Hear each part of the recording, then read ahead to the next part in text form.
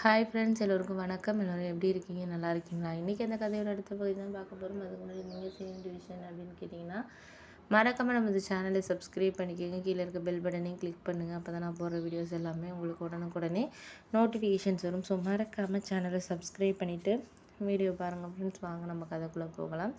அதுக்கப்புறம் அவங்கக்கிட்ட இந்த விஷயத்த நான் சொன்னேன். அதனால் அவங்க சொன்னாங்க, சரிம்மா நீங்கள் சொல்கிறதும் கரெக்டு தான். 1 ஹவர் ட்ராவலுங்கிறதுனால நம்மளால் கண்டிப்பாக உங்களுக்கும் கொஞ்சம் கஷ்டமாக தான் இருக்குது. அதையும் நாங்கள் யோசித்து பார்த்தோம் தான். ஆனால் என்ன பண்ணுறது, பக்கத்தில் எதுவும் இப்போதைக்கு தங்குற மாதிரி லேடிஸ் கொஞ்சம் சேஃப்டியாக தங்குற மாதிரி இங்கே எதுவும் இது இல்லைம்மா. கொஞ்சம் லாங் ட்ராவல் பண்ணால் தான் கொஞ்சம் ஹாஸ்டல்லாம் நல்லா இருக்குது, ஃபுட்டெல்லாம் நல்லா இருக்குது அப்படின்னாங்க. அப்போ எங்கள் கூடயே வேலை பார்த்த ஒரு அக்கா சொன்னாங்க, இங்கே நம்ம ஊரில் இருந்து அவங்க ஒருத்தவங்க எனக்கு தெரிஞ்சவங்க அவங்க இது மாதிரி தான் வீடு எடுத்து வாடகைக்கு விட்டுருக்காங்க. அதில் வேணால் நீங்கள் கேட்டு பாருங்கள். ஏன்னா நம்ம இடத்துல நான் அதுலேருந்து பக்கத்தில் தான் தங்கியிருக்கேன். ஒரு 10 பேர் தங்கினாங்கன்னா அவங்க கொஞ்சம் நம்மளுக்கு கொஞ்சம் வாடகையும் கொஞ்சம் கம்மி பண்ணி கொடுப்பாங்க.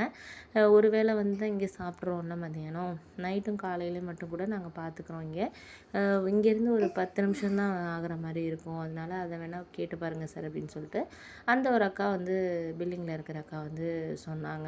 சொன்னோன்னே அப்புறம் சூப்பர்வைசர் என்ன பண்ணார், சரி நான் பேசிவிட்டு சார்கிட்ட பேசிவிட்டு உங்களுக்கு நான் சொல்கிறேம்மா, நீங்கள் ஒன்றும் கவலைப்படாதீங்க, நான் சார்கிட்ட பேசிவிட்டு உங்களுக்கு நான் டீட்டெயில்ஸ் சொல்கிறேன் அப்படின்னு சொல்லிட்டு சொன்னாங்க. அப்புறம் அப்படியே ஒரு 10 டேஸ் போணுச்சு. அதுக்கப்புறம் அவங்க சொன்னது மாதிரியே அந்த பக்கத்தில் உள்ளவங்கள கூப்பிட்டு பேசி அவங்கள்ட்ட அந்த ரெண்ட்டுக்கு ஒரு 10 பேர் தங்குற மாதிரி ஏற்பாடு பண்ணி கொடுத்தாங்க. அது நாங்கள் இருக்கிற இடத்துலேருந்து ஒரு 10 நிமிஷம் தான் ஆணுச்சு. 10 நிமிஷங்கிறதுனால கொஞ்சம் எங்களுக்கு ஈஸியாக இருந்துச்சு. வேலைக்கு போகிறதுக்கும் ஈஸியாக இருந்துச்சு. அதே நேரத்துக்கு ஒரு மத்தியானத்துக்குனாலும் கொஞ்சம் ஒரு 1 ஹவர் எங்களுக்கு கொஞ்சம் ரெஸ்ட் டைம் மாதிரி கொடுத்துருந்தாங்க. அப்படிங்கிறப்போ அதுலேயும் எங்களுக்கு கொஞ்சம் ரெஸ்ட் எடுக்கிறது கூட நான் வீட்டுக்கு போயிட்டு கொஞ்சம் ஃப்ரெஷ் ஆகிட்டு கூட அதுக்கப்புறம் வரலாம் அப்படிங்கிற மாதிரி தான் எங்கள் சூழ்நிலை இருந்துச்சு. அதுக்கப்புறம் ஓகே அப்படின்னு சொல்லிட்டு நான் என்ன பண்ணேன், சரி நம்ம பார்த்துக்கலாம் அப்படின்னு சொல்லிட்டு அதுக்கப்புறம் அம்மாவுக்கு எனக்கு 1 மாதம் வரைக்கும் கொஞ்சம் சம்பளம் கொஞ்சம் கம்மியாக தான் வந்துச்சு. ஏன் அப்படின்னா கொஞ்சம் ட்ரைனிங் அதுக்கெல்லாம் அவங்க தங்குற இடம் இதெல்லாம் எடுத்துக்கிட்டு ஒரு 25,000 கிட்ட தான் என் கையில் இருந்துச்சு. அதை அம்மாக்கிட்ட அனுப்பி விட்டுட்டு கொஞ்சம் இந்த வட்டி இதெல்லாம் இருக்கிறதெல்லாம் கொஞ்சம் கொடுமா அப்படின்னு சொல்லிட்டு சொன்னேன்.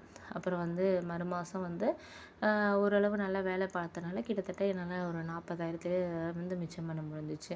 அப்போ தான் நான் அம்மாட்ட சொன்னேன், பக்கத்தில் யாராச்சும் சீட்டு போட்டாங்கன்னா அதை நீ எடுத்துக்கம்மா. மாதம் ஒரு 10 ரூபா கட்டுற மாதிரி இருந்துச்சுன்னா ஒரு 2 லட்ச ரூபா சீட்டு எடுத்தோன்னா நம்ம கடனை கொஞ்சம் சீக்கிரமாக நம்ம கொடுத்து விட்டுறலாமா அப்படின்னோடனே அம்மாவும் சரி நான் பக்கத்தில் கேட்டு பார்க்குறேன், அந்த அக்கா தான் போடுறாங்க, இப்போ சீட்டு போயிட்டுருக்கேன், என்னென்னு நான் கேட்டு பார்க்குறேன். அப்படி ஆரம்பிச்சிருந்தாங்கன்னா நான் ஒரு மாதம் ஒரு 10,000 இது பண்ணுற மாதிரி நான் சீட்டு போட்டுறேம்மா அப்படின்னோடனே அதுக்கப்புறம் அவங்களும் சொன்னாங்க சரி சரி அப்படின்னு சொல்லிட்டு அதுக்கப்புறம் ஒரு 2-3 டேஸுக்கு அப்புறம் அம்மா கேட்டுட்டு சொன்னாங்க, இந்த மாதிரி இப்போ சீட்டு அடுத்த மாதம் ஆரம்பிக்க போகிறாங்களாம் அப்படின்னோடனே அதுவும் ரொம்ப நல்லதாம்மா, நீ ஒரு 2 சீட்டு 1 லட்ச ரூபா சீட்டு 2 இது எடுத்துக்க, மாதம் ஒரு 10,000 தானே, 5,000 தானே, மாதம் 10,000 கட்டணும், ஒரு வருஷம் கட்டினாலும் நம்மளுக்கு 2 லட்ச ரூபாய் கடனை அப்படியே வர்றப்போ மொத்தமாக கொடுத்து விட்டுக்கலாம். நான் இங்கே முடிஞ்ச அளவுக்கு கொஞ்சம் காசை 2 மாதத்துக்கு நான் சேர்த்து அனுப்புகிறேன். ஏன்னா 5 லட்ச ரூபா கடனுங்கிறதுனால 40,000 2 மாதம் கொஞ்சம் சேர்த்து அனுப்புனேன்னா நீ ஒரு லட்ச ரூபா கடனை ஒரு 6 மாதத்துலேயே நம்ம கொடுத்துர்லாமா அப்படின்னோடனே அதுவும் நல்ல யோசனையாக தான் இருக்குது அப்படின்னோடனே சரி சரி பார்த்துக்கலாம், நான் அது மாதிரியே பண்ணுறேன் அப்படின்னு சொல்லிட்டு அப்புறம் மறு மாதத்துலேருந்து ஒரு 2-3 மாதம் 3 மாதம் காசு இந்த மாதிரி கொஞ்சம் சேர்த்து அனுப்புனதில் ஒருத்தவங்களுக்கு கொடுக்க வேண்டிய ஒரு கடன் 1 லட்ச ரூபா வாங்கினதை கொடுத்துட்டோம். அதே மாதிரியே தான் ஒரு 7-8 மாதத்துலேயே ஒரு 3 லட்ச ரூபா வரைக்கும் கடனை கொடுத்துட்டு மீதி 2 லட்ச ரூபா தான் இருந்துச்சு. அதுவும் எங்களுக்கு சீட்டு ஒரு சீட்டு 80,000 சீட்டு எடுத்திருந்தாங்க. அதை விட ஒரு 20,000 போட்டு 80,000 சீட்டு போட்டு கொடுத்தோம். அதுக்கப்புறம் அவங்க கடையும் கொடுத்தோம். இன்னும் 1 லட்ச ரூபா கிட்ட தான் கடன் இருந்துச்சு. அம்மாவுக்கு கொஞ்சம் சந்தோஷமாக இருந்தாங்க, பரவாயில்ல நம்மளால் இந்த அளவுக்கு நம்ம வர்றாங்க அப்படின்னு. அதுக்கப்புறம் அம்மாவுக்கு கொஞ்சம் சந்தோஷமாக இருந்துச்சு, பரவாயில்ல நம்ம இடத்த விற்காமே இந்த அளவுக்கு ஒரு கடனை கொடுத்துட்டோம். ஏன்னா கடன் பிரச்சனை தான் நம்மளுக்கு அதிகமாக இருந்தது. இப்போ ஓரளவு நம்மளுக்கு எல்லாத்தையும் கொடுத்து கொஞ்சம் நம்ம சமாளிச்சிட்டோம் அப்படிங்கிறப்போ ரொம்ப சந்தோஷமாகவே இருந்துச்சு அம்மாவுக்கு. அதுக்கப்புறம் அப்பாவும் என்கிட்ட பேசுவார். அக்காவுக்கும் இடையிலேயே குழந்த பிறந்துச்சு, அதுவும் கொஞ்சம் செலவு. ஏன்னா எங்கள் வீட்டில் தான் பிரசவ செலவு பார்க்கணுங்கிறதுனால அதில் எங்கள் மாமாவும் கொஞ்சம் உதவி பண்ணார். அவங்க அம்மாவுக்கு தெரியாமல் எங்கேயோ ஒரு இடத்துல ஃப்ரெண்டுங்கிட்ட இது இந்த மாதிரி சீட்டு மாதம் 2,000 அந்த மாதிரி போட்டு வச்சுருந்த பருப்பில் இருக்குது. ஏன்னா எங்கள் வீட்டில் கஷ்டமாக இருக்குங்கிறதுனால ப்ரைவேட்டில் பார்க்கணுன்னா எப்படியும் ஒரு 50,000 60,000 வேணும், அவ்வளோ நம்ம நம்மளால சமாளிக்க முடியாது அவங்களாலங்கிறனால அவர் ஒரு 30,000 எங்களுக்கு பணம் கொடுத்தாரு. அப்புறம் நாங்கள் ஒரு 30,000 போட்டு அக்காவுக்கு எல்லா செலவுமே வந்து பார்த்து இப்போ ஒரு 3 மாதம் வீட்டில் வந்து நகையெல்லாம் வந்து நான் அம்மாட்ட சொல்லிட்டேன்.